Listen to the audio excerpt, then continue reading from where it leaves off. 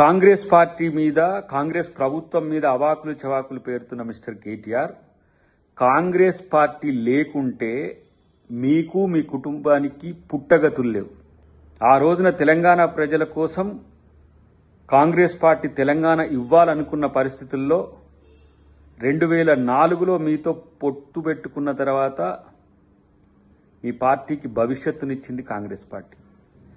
2014లో bill pass అయిన తర్వాత మీరు కాంగ్రెస్తో మర్జ్ అవుతామని చెప్పి దొంగ ప్రకటనలు చేసి మీరు స్వార్థపరంగా మీరు నిలబడ్డా మీకు గెలిచిన ప్రజలు ప్రభుత్వాన్ని ఏర్పాటు చేసింది ప్రజల డబ్బును దోచుకోమ్మనో ప్రజల ధనాన్ని దుర్వినియోగం చేయాలని కాదు. ఇలా ప్రాజెక్టుల పేరు మీద మీరు చేసిన ఏవైతే దందాలు ఉన్నాయో అవన్నిటికీ ఇలా ఏమవుతుంది, మీ కుటుంబం మొత్తం ఇలా అవినీతిమయమైన పరిస్థితి. ఒకటి లిక్కర్ కేసులో మీ చెల్లి, ఇలా కాళేశ్వరం దాంట్లో మీ బావ, ఈ ఫార్మా రేసులో నువ్వు, చివరికి ఇలా మీ తండ్రి గారిని కూడా కాళేశ్వరం కమిషన్ ముందు నిలబెట్టింది అని అంటే తెలంగాణ ప్రజలకు మోసం చేసినందుకు, దగా చేసినందుకే. కాబట్టి కాంగ్రెస్ పార్టీ మీద ఇష్టం వచ్చినట్టు మాట్లాడాలనుకుంటే ప్రజలేమీ ఆలోచన లేకుండా లేరు.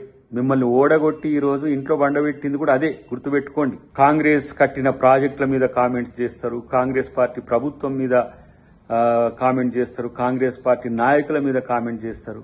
మీకు కనీసము నియతుంటే కాంగ్రెస్ చేసిన మేలేందో మీకు సమాజానికి విషయం పక్కన పెట్టి అంత పెద్ద ముచ్చట్లు మాట్లాడాల్సిన అవసరం లేదు. కానీ మీకు కనీస కృతజ్ఞత లేకుండా బీజేపీతో కలిసి కాంగ్రెస్ పార్టీని ఏ విధంగా నష్టం చేయాలని చూసింది తెలియదా?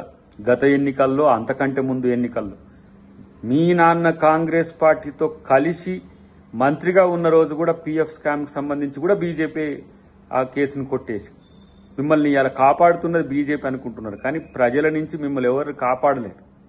ప్రజలు ఇంకా మిమ్మల్ని నమ్ముతారని నేనేమంటున్నంటే, దోచుకోవడం మీ వంతే, తర్వాత దబాయింపు మీ వంతేనా? దోచుకున్న వాళ్లకు దబాయించే హక్కు లేదు. మీరు దోచుకోలేదని గనక నిరూపించగలిగితే అప్పుడు ప్రజలు మిమ్మల్ని నమ్ముతారు. కానీ ఇలా కాళేశ్వరమే కాదు, తెలంగాణను మొత్తం కూడా ఒక దొంగలకు దొడ్డిగా మార్చి ఇలా పెట్టుబడిదారుల నుంచి మొదలు పెడితే ప్రతి ఒక్కరిని ఇక్కడ దోచుకోండి రండి అని చెప్పి ఆహ్వానించి ఇలా తగుదునమ్మా అని నీతి వాక్యాలు చెప్తే ఎవరు పట్టించుకుంటారు?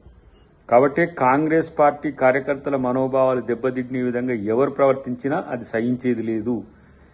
మీరు మీ దొంగతనం కాదు అని నిరూపించుకునే ప్రయత్నం చేయండి తప్పితే కాంగ్రెస్ పార్టీ మీద మాట్లాడే నైతిక హక్కు మీకు లేదని చెప్పి నేను తెలియజేస్తాను.